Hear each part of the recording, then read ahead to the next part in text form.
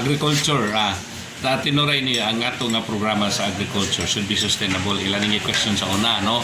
Nga katong nagdarota.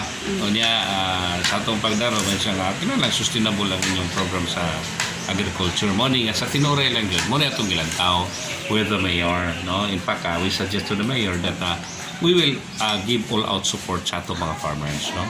So, for this year, atong gitanaw karon, no?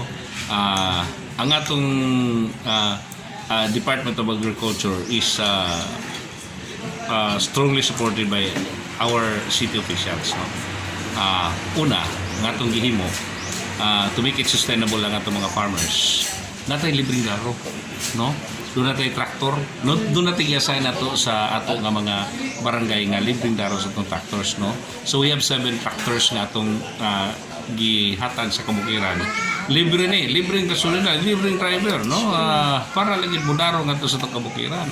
Now, sa katong dili madaro og traktura, doon na po tayo mga karabaw nga itong gihatag nga to sa ilaha, sa mga association per associations, no? Now, karon nga tuig, no, doon na mga hinterland barangays nga itong gitagaan o budget nga 800,000 each, no? Kani, to support them, no? So doon natay katong sa adlaw sa Lanipaw, doon natay kanang corn sealer nga gihatag sila, ha. Doon natay seed sa mais nga gihatag sila, ha. Doon natay seed sa atong mga vegetables nga gihatag sa ila, no? Sitaw, kalbasa, apalaya, talong, etc., no?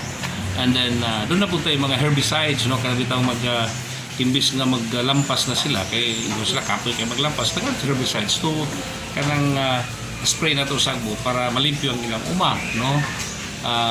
Of course, doon ay pamagyan na para dili mamuha ang kama with the use of herbicides, no? Ang tuloy sa ato po silang gitagaan ng fertilizer. So, kung imong tanawon, magkugi lang ang atong mga farmers, like one barangay sa Lanipa, magkugi lang sila, nag-slip produce. Kung na-slip produce, makahalin din sila sa ilang paningkamot, no? So, they can have, muna atong gitanaw nga security sa ilang food para sa itong mga tao sa iligan. No, we have enough vegetables, we have enough food nga maabot sa itong farmers sa market. Kunya ang ato sa mga farmers po, ato sa mga matagaan sila og gahom that they can buy what they want, no? Para sa ilang pamilya. Ako amagod para sa akong kasing-kasing, ang number 1 sa ako isang mangingisda o baguma. No, tungod kay number 1 is sila kung kasing-kasing kaya naman gusto sa ubos. Sila gikilala na itong amumahon o sa pupuhon para sila makalikaw sa kalisod, no? Makalisod. So, ang ato mo ginamitabon nini kung masuportado na itong sa ubos, economically mamutaas ang ilang kinabuhi, ang sa taas musaka mo po na. Di ba, ano? So, atong tanaw nga development, wala'y mabilin. Kaya ako di ko masugot nga samtang may unta, maghambog ta ka na develop at nang silan, kanya nga itong mabuha mga isla, ang mga kabos itong iso na bilin sa ubos. Kinalang ang ato nato sila tanan. No? So, nga atong damgo nga ang tanang tao sa iligan mapuyo sa kinabuhing hamugaway, no? There is security silang pamuyo, security sa pagkaon, security sa trabaho, security sa tanan aspeto sa kinabuhi, no? Pila na ito karabaw ang nahatag? So far this year ang atong nahatag is 50 ka karabaos nga atong gihatag sa whole iligan sa Farmers Association atong gihatag ni. Gawas sa karabaw naman to sa financial assistance po, doon no? natin financial assistance. No, mo lagi natong gitawag sa sustainable program para sa atong mag-uuma, no? So ato mag-uwag mangingisda day actually sa whole year ang mga associations mataganan to sila og more or less mga 40,000 ang kada association. Ato nang split sa duha. No, so nicely 19,800.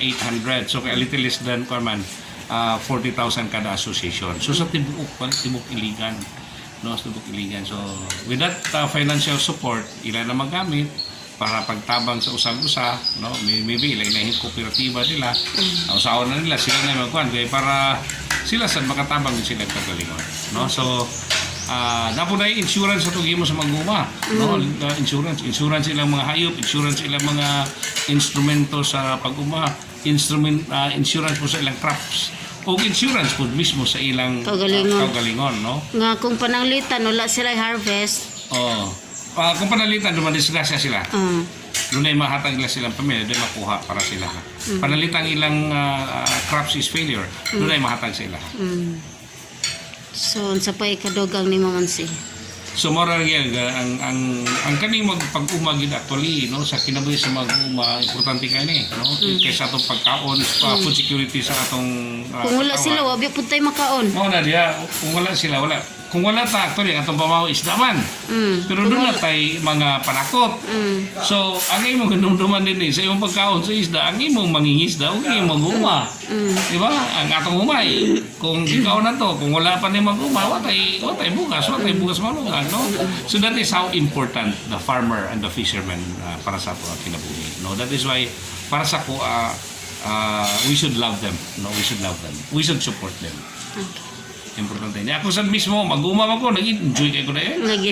Enjoy kayo ko. So, tanong paliya dito, among batos dito. Karon may paliya, dagko kay paliya among abot, no? So, para sa mga batos na, ito nag-uma dito, asya, nag-bahala dito sa iyang abot.